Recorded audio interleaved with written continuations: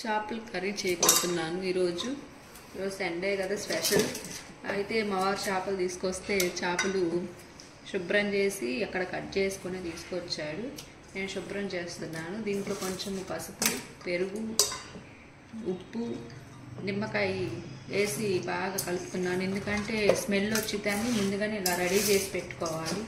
అలాగే ఓట్ని కడిగేసుకొని వండుకుంటే స్మెల్ వచ్చింది. ఇట్లాగా చేసుకున్నామంటే స్మెల్ ఉండదన్నమాట. కొంచెం నీసు వాసన అనేది పోయించి అనుకొని ఇలా చేస్తున్నాను. నేనైతే 2 or 3 times కడుగుతా బాగా. ఫస్ట్ బాగా కొంచెం తీసుకురాగానే నీట్గా ఫస్ట్ శుభ్రంగా కడిగేసి పెట్టుకున్న తర్వాత నేను ఇట్లాగా ఉప్పు, పెరుగు, పసుపు అన్నీ వేసి ఇట్లా చేసుకుంటాను.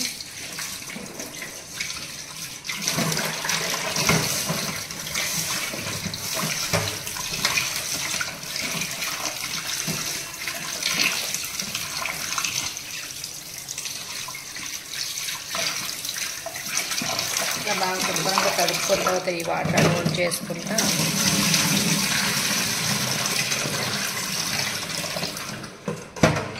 ఇంకొక 1 time కడుగుతున్నాను. సెకండ్ టైం అడిగేసరి మాకు 3rd time కడుగుతున్నాను.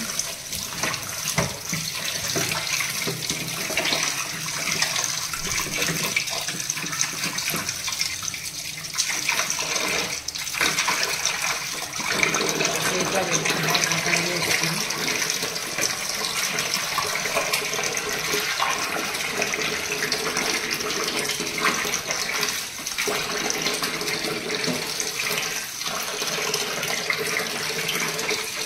ఏమన్నా ఉంటే అది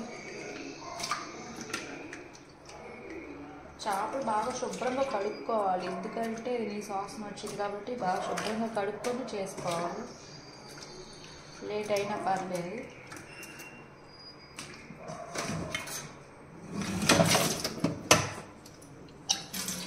చేతి కూడా శుభ్రంగా కడుక్కొని ఇంకా లాస్ట్ నా ఫైనల్ ఇంకా అన్ని ప్లేట్లో తీసుకొని పెట్టుకోవటం.